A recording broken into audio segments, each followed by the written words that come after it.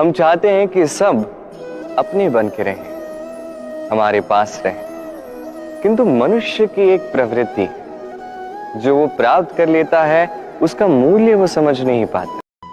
आप 2 क्षण के लिए स्वयं के साथ बैठिए, स्वयं से बात कीजिए, तनिक विचार कीजिए, आप समझ जाएंगे आपको आज वही मिल रहा है जो सदा से आपको मिलता आ रहा है, क्योंकि आप वही कर रहे हो जो सदा से करते आए। कुछ विशेष नहीं, कुछ नया नहीं।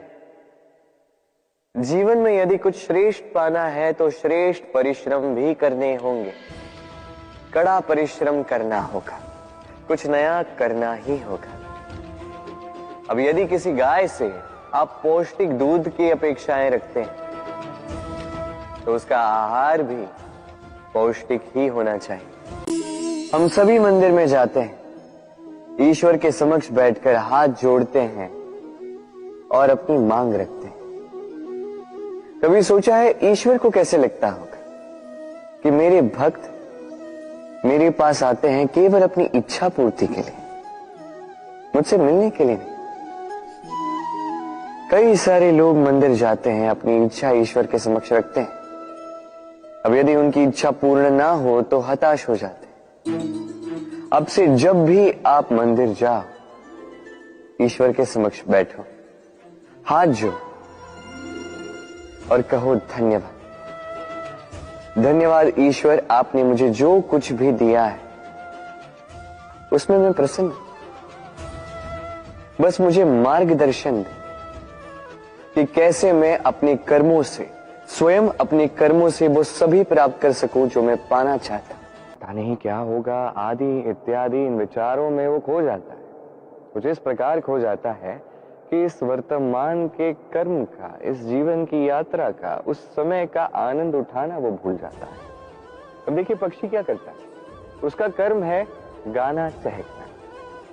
वो पक्षी गीत गाता है, कोई उस गीत को सुने या ना सुने, कोई सुन भी रहा है या नहीं, उस बात से उस पक्षी को कोई अंतर नहीं पड़ता। वो पक्षी तो अपना कर्म करता जाता है। और कदाचित इसीलिए आप किसी पक्षी को कभी रोता हुआ नहीं पाओगे। बस इसी प्रकार आपको स्वयं को बनाना है। पहले स्वयं से पूछिए, ये कर्म जो मैं करने जा रहा हूं क्या वो उचित है? और यदि आपको लगता है वो उचित है तो वही कर्म कीजिए, बिना ये सोचे कि संसार क्या सोचेगा।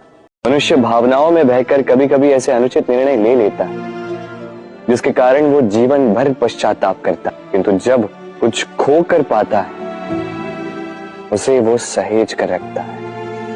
यदि जीवन में कुछ टूट जाए तो निराश मत होइएगा, हिम्मत मत हारिएगा, सकारात्मक दृष्टिकोण से देखिए तो सही। सोचिए कि नियति ने आपके लिए कदाचित इससे भी अधिक श्रेष्ठ कुछ रखा हो जो भविष्य में आपकी प्रतीक्षा कर रहा है। सकारात्मकता लाइए अपने विचारों में, फिर देखिए उत्तम रचना स्वयं होगी। शांत चित्त से देखना है इस जीवन में घटित क्या हो रहा है। पीड़ा सभी ने भोगी है, पीड़ा के समय कुछ क्रोध करते हैं, क्रोध में आके पराक्रम करते हैं, यही तो नहीं करना है। शांत चित्त से बस वो समझना है जो ये जीवन हमें सिखाना चाहता है। जीवन सब सिखाएगा, बस स्मरण रखिएगा कब प्रयास करना है और कब प्रतीक्षा करनी है। इस संसार की सबसे बड़ी शक्ति क्या है? दैहिक शक्ति, भौतिक शक्ति, राजनैतिक शक्ति, स्वर्ण की शक्ति, विद्या की शक्ति या माया की शक्ति, भक्ति की शक्ति या विरक्ति की शक्ति। इस संसार की सबसे बड़ी शक्ति है शक्ति मुस्कुराहट की। यदि आप और मैं ऐसे समय पर मुस्कुरा सकते हैं जहां पे मुस्कुराना लगभग असंभव है, तो विश्वास कीजिए इस संसार में कोई आपको तोड़ नहीं सकता। ये कुछ उस रेशम के कीड़े की भांति है जो चारों ओर से ढका होता है, खोल के भीतर रहता है किंतु जीवित रहता है। ये मुस्कुराहट ये केवल एक भाव नहीं है, ये संसार का अभाव दूर करती है, अभाव आशा का, अभाव विश्वास का।